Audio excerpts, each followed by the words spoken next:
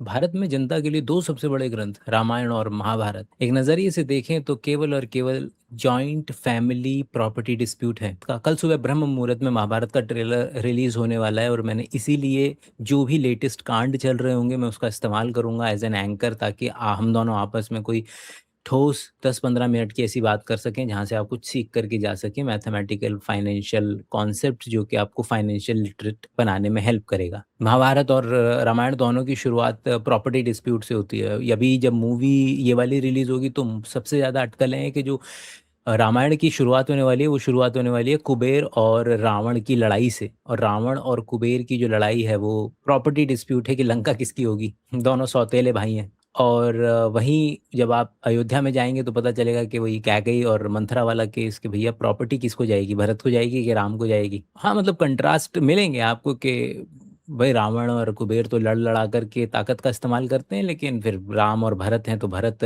Trustee बन जाते हैं, उनके चरण पादुका रख करके राज चलाते हैं। राम बोलते हैं नहीं नहीं, जो माँ ने बोला है वो तो बोला ही है, 600 माँ है लेकिन माँ ने बोला है तो करना पड़ेगा। नुआंसेस को साइड रखते हुए बट फंडामेंटल कोर से में भाई कि it is all joint family property dispute. तो कोई भी आई डोंट थिंक कि इंटरनेशनल कोई भी किताब इस फाइनेंशियल लिटरेसी पे, इकोनॉमिक्स पे जब इंडियंस के लिए छपेगी तो इंडियंस के लिए तो जॉइंट फैमिली अभिन्न अंग है उनकी जिंदगी का। तो अगर फाइनेंस से रिलेटेड प्रॉब्लम्स आने हैं उनकी जिंदगी में तो वो यहीं से आने हैं, जॉइंट फैमिली से आने हैं, प्रॉपर्टी से आने हैं। दूर लंका के अंदर में भी कुबेर और रावण रावण की लड़ाई हो रही है, प्रॉपर्टी डिस्प्यूट हो रहा है बीच में, मतलब शुरुआत यहाँ पर भी अयोध्या में भी प्रॉपर्टी डिस्प्यूट से हो रहा है।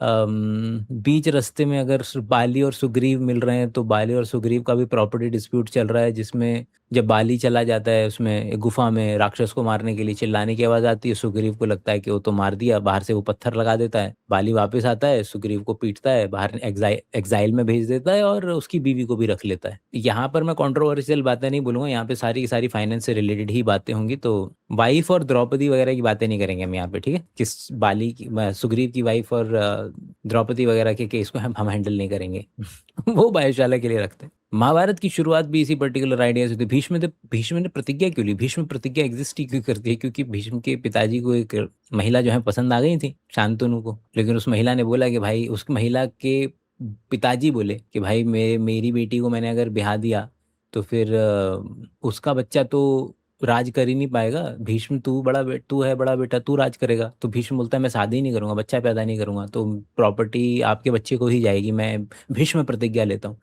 चालू ही महाभारत यहाँ से हो रही है। बीच में से लेकर के कहाँ कहाँ नहीं, कर्ण कर्ण का सूत पुत्र के भैया वो द्रौपदी के उसमें पार्टिसिपेट नहीं कर सकता से लेकर के पूरा का पूरा महाभारत प्रॉपर्टी डिस्प्यूट ही है। और आपके अपने ग्रंथ हजारों सालों से आपको चिल्ला चिल्ला करके बता रहे हैं कि आपके खानदान में, आपकी जिंदगी में अगर कोई पैसे से जुड़ी समस्या आनी है तो वो कहाँ से आनी है, वो किस दरवाजे से आएगी। निकोलस नसीम तलेब का कहना है कि you can not predict the black swan events in your life, कि आप अपनी जिंदगी में ब्लैक स्वॉन इवेंट्स पता नहीं कर सकते, लेकिन आप उन ब्लैक स्वॉन इवेंट्स के लिए तैयार हो सकते हो। और आपका ग्रंथ ही आपको बताने के लिए तैयार है कि आपकी जिंदगी में क्या सबसे ज्यादा संभावना है, प्रॉब्लम कहाँ से आने वाली है। आज का वीडियो इसी के बारे में। तो आज की पहली सीख जो लंबे समय के लिए हमें ख्याल में रखनी है वो आप पहले ही सीख चुके हैं, दैट इज हमको मालूम नहीं है कि प्रॉब्लम कहाँ से आने वाली है। We can not predict black swan events, लेकिन हम उसके लिए प्रिपेयर कर सकते हैं। भगवत गीता इस दुनिया के सबसे बड़े दार्शनिक ग्रंथों में से एक माना जाता है। मोक्ष, कर्म, आत्मा, ब्रह्म सब है उसमें।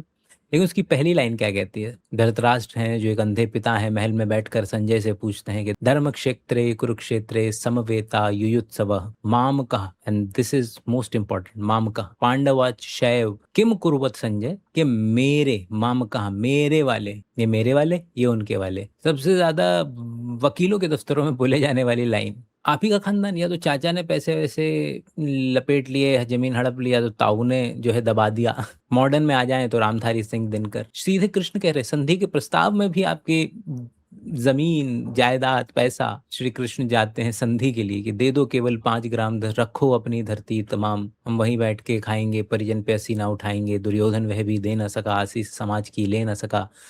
आज का पहला आइडिया कि आप ब्लैक स्वान इवेंट्स को प्रिडिक्ट नहीं कर सकते, लेकिन आप उनके लिए प्रिपेयर कर सकते हैं। आज का दूसरा आइडिया कि आपकी ज़िंदगी में संभावना है कि आपकी जो सबसे मेजर प्रॉब्लम्स हैं वो आपके ख़ानदान, प्रॉपर्टी और ख़ानदान, जॉइंट फैमिली और प्रॉपर्टी से रिलेटेड आएँ, जिसके लिए आपको कोई शायद फाइनेंशियल लिटरेसी की क्लास तैयार नहीं करवाएगी। आज का तीसरा इंपॉर्टेंट आइडिया है कि मॉर्गन हाउसल ने ये बताया कि आपकी ज़िंदगी के 2-3 केस आपकी पूरी ज़िंदगी के फाइनेंस की कहानी को पकड़ने की क्षमता रखते हैं। आपके 3-4 बड़े इवेंट्स तय करते हैं, शादी, बच्चा, एक मेडिकल इमरजेंसी, एक कार का एक्सीडेंट, एक कोविड का आ जाना, खानदान के अंदर में दादा का मर जाना और फिर प्रॉपर्टी का डिस्प्यूट हो जाना।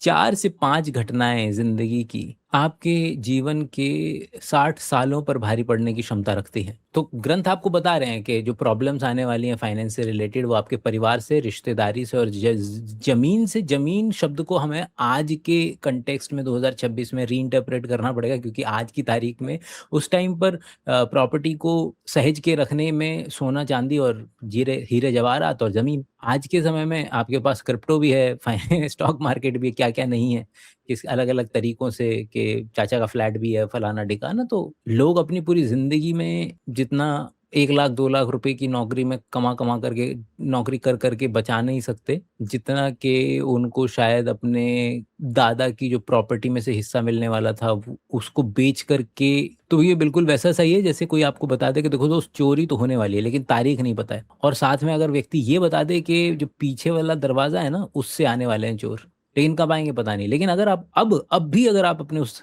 पीछे वाले दरवाजे पे ताला नहीं लगाते हैं, तो इसमें मूर्खता किसकी? कोर्ट्स में जो फाइलें पड़ी हुई हैं, वो सबसे ज़्यादा चाचा, ताऊ, भाई और बँटवारे को लेकर के ही पड़ी हुई हैं। यहाँ तक कि अभी मुझे याद आ रहा है कि राम जी को अपने जो बच्चे दोनों लव-कुश वापस मिले थे, वो इसलिए मिले थे क्योंकि उन्होंने अश्वमेध वाला यज्ञ जब हो रहा था, तो अश्वमेध जो था, जो घोड़ा था वो पकड़ लिया था। और घोड़ा क्या करता है? घोड़ा जितना चलता जाएगा, उतनी प्रॉपर्टी उस राजा की कंसिडर की जाती है। तो वो भी जब एक दूसरे में विलय करना होता है आस-पास की जगह को अश्वमेध यज्ञ के अंदर में, तो वो वाला घोड़ा घोड़ा जो है पकड़ा गया था, जिसकी वजह से वापस से आपको लव और कुश वापस मिले थे। पूरा का पूरा एपिसोड जो जुए वाला है, वो भी उसी से रिलेटेड है कि जॉइंट फैमिली में तुमने वादे कर दिए होते हैं। पूरा का पूरा महाभारत में जो शकुनी वाला केस है, पूरा का पूरा वो सारा प्रॉपर्टी से ही लेना देना है। पांचाल से बहन पांचाली के लिए शकुनी आए ही इसलिए थे कि मैं बर्बाद करके दिखाऊंगा इनको, तो दुर्योधन के साथ मिलकर के बर्बाद किया, प्रॉपर्टी को लेकर के बर्बाद किया, सारी की सारी प्रॉपर्टी ही हड़पी गई थी। और खानदान में होता है, लोग ऐसे जबानी तौर पर, अरे तू तो भाई है अपना, क्या लिखा पढ़ी का काम करना, जो मैंने बोल दिया ना मैं दे दूंगा तो दे दूंगा। इसका सबसे बेहतरीन उदाहरण है द्रुपद और द्रोण का। तो द्रुपद द्रौपदी के पिता ही हैं, तो द्रोण और द्रुपद आपस में दोस्त थे बचपन के अंदर में, और दोस्ती में बोला था कि जो बड़ा आदमी बन जाएगा वो अपनी आधी प्रॉपर्टी दे देगा। ठीक है, तो बचपन में द्रुपद ने कहा था कि अगर मैं राजा बनूंगा तो आधा राज्य तेरा। बाद में फिर वो मुकर गया।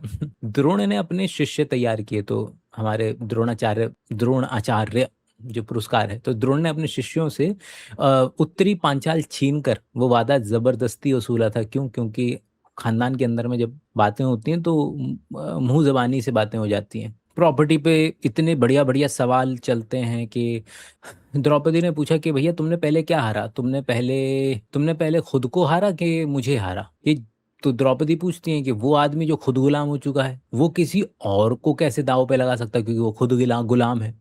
तो प्रॉपर्टी ट्रांसफर के सारे रूल वगैरह डिस्कस हो रहे थे इस टाइम पर। तो मिला जुला करके आज हमने 2-3 बातें सीखी, और हर वीडियो में एक दो आज तो फिर भी 2-3 बातें इंटरेस्टिंग हो गई। मेरा आइडिया हमेशा ये रहेगा कि हम मिलेंगे और एक बात भी अगर हम हर वीडियो में सीख करके जाएंगे, जो कि लॉन्ग टर्म में काम आएगी, शॉर्ट टर्म में काम नहीं आएगी। मैं तुमको अमीर नहीं बनवा सकता, लेकिन विल मेक श्योर कि क्या वो फंडामेंटल आइडियाज डिस्कस कर सकते हैं कि हमारी जिंदगी गलती से भी बर्बाद ना होने पाए। हम मिलेंगे अपने अगले वीडियो में। नेक्स्ट टाइम तक के लिए अपना ख्याल रखें। Bye bye.